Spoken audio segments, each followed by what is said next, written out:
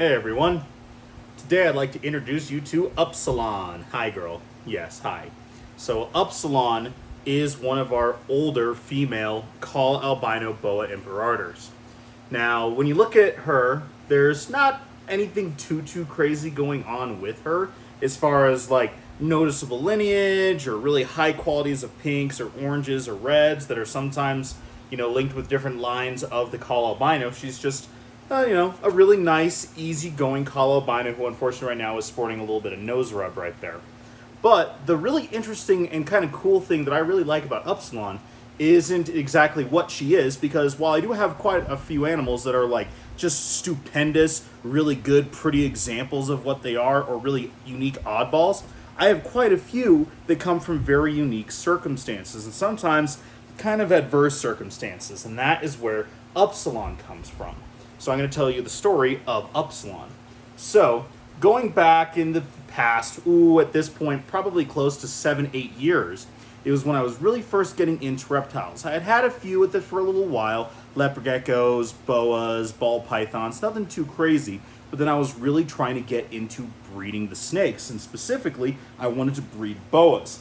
And I had just learned about the different T-positive boas out there. So, as one does when very first getting started, or potentially sometimes in new cities or areas, I was trolling Craigslist for different reptiles. And if anyone was looking to get rid of collections or unique animals or anything like that that I knew that I would be a good home for, would potentially be good future breeders. While right now, looking back in retrospect, I don't necessarily 100% always advocate for this particular method, but it's something that I would probably be willing to bet that a good majority, if not almost all of us, at least in the last probably 10 to 15 years who really got going in that time period, are all guilty of. And so in this time, I happened to stumble across what was listed as a T-positive. So at the time, it was only talked about the VPI stuff, was a VPI T-positive female boa up in the mountains in Colorado. It was a relatively fair price, even back then, for a VPI boa. And I went, okay, let's do this. And so we drive up into the mountains. It was October at the time, so it was already kind of snowy. You are just being super squirmy today, aren't you? And we get up there, and it's this older guy who essentially had kind of fallen out of favor with keeping reptiles. He had gotten bored with them, and he had decided he wanted to pursue his new hobby of gunsmithing or something to that nature. Which, whatever, I'm not going to dog anybody for their hobbies if it's not hurting anybody. But you should probably do something about your other hobby before you get into it, especially if they're living, breathing animals. And unfortunately, while this guy was making efforts to rehome the animals that he still had, wasn't really taking care of them very well. And when I got there, I stumbled across what appeared to be a T-positive boa. Very cold, very poor conditions, dirty water, piles of poop, no sheds. As well as there were a pair of Dumeral's boas, also in very similar, but not quite as bad condition, and a bearded dragon in possibly the worst state I'd ever seen it. Missing toes, missing a whole foot, missing parts of his tail, incredibly emaciated. And I learned the story of how this guy had been keeping these animals, that supposedly this guy had even rescued this bearded dragon that would not eat any vegetables, but he couldn't bother to come down to ever get crickets and was only feeding shredded carrot peels, and even then wouldn't eat it most of the time. Yeah. So what ended up happening is I ended up taking this T-positive boa home and making plans for it in the next day or two. It was within that same weekend to go up, and I also went and got that pair of Dumeral's boas and that bearded dragon. If any of you have been watching for any number of time, you know that those two Dumeral's boas are in fact Lily and James, our big adult breeder, although they've never once ever given me a litter of Dumeral's boas that we have now.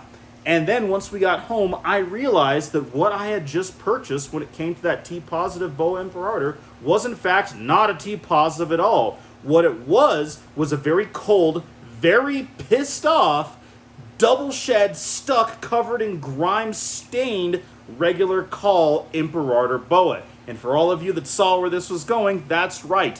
That kind of caramely, dirty-looking boa was in fact Upsilon here at less than a fifth of her current size, that had 3 layers of stuck shed of 2 different colors of stain from filthy water and substrate.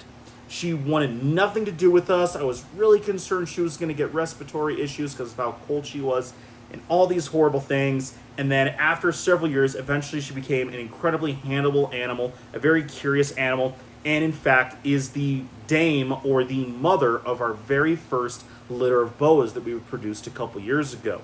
We had her for about 7.5 years before that finally happened. And actually, my timeline of this is always really odd. It's probably closer to 8 or 9 years. And so this girl, while not incredibly large, did give us a really beautiful litter of boas. Every single one made it, and it was really great that we have that, and I'm not planning on getting rid of her anytime soon.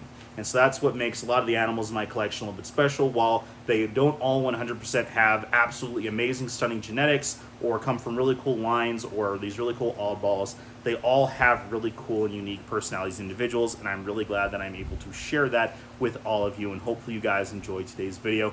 I know you're probably missing a lot of my regular scheduled reptile content about new species and all that other really cool stuff. And I do have some stuff on the way. I do apologize. It really has just been absolutely crazy. But I have another one coming up in the next video or two coming out after this. So again, thank you all so much. If you want to check out the whole playlist, because I've now made one for all of the different reptiles, or heck, if you even want to wait a little while before, you can just roll through a whole bunch, because right now I think there's only probably 7 or 8 of these videos that I've done so far, including the shorts.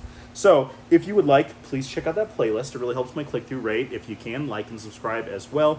And we just ticked over 4,000 subscribers. So again, I want to remind everybody, because it would be really, really nice trying to do this full time, if we can get over to 5,000 really nice subs on this channel, we're going to do a full facility walkthrough of every single area where animals are at. So this building, I mean, you can look at the quarantine if you guys really want to see that. You can see what animals I have in quarantine, because I'm usually pretty hush-hush about that, except for my patrons, which patrons, by the way, some really cool stuff is going to be coming your way very soon, as well as all the outdoor areas, including, if you guys have probably seen some other posts, which includes the livestock guarding dogs, as well as the other different livestocks of the birds and the goats and everything like that. So if you can, please like and subscribe, hit the bell notification, share it with all of your friends. If you guys are interested in any other videos, please let me know down in the comments. Hopefully I will get to them as soon as I can.